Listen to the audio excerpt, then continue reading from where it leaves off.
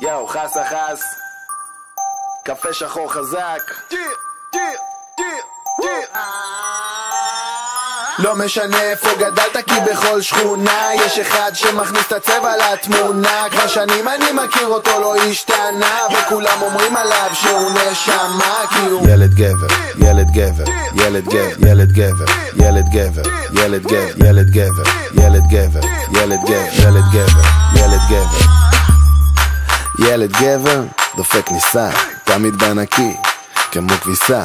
בימי בית ספר הביא לי גם פרוסה, את הילד זין, יאללה סע. החברה זרקה אותי, הרגשתי מחורבן, לקח אותי לסמי ופתח לנו שולחן. בערב הוא ארגן לנו את ברכה ושירן, גם קנה בקבוק וגם נהג תורן.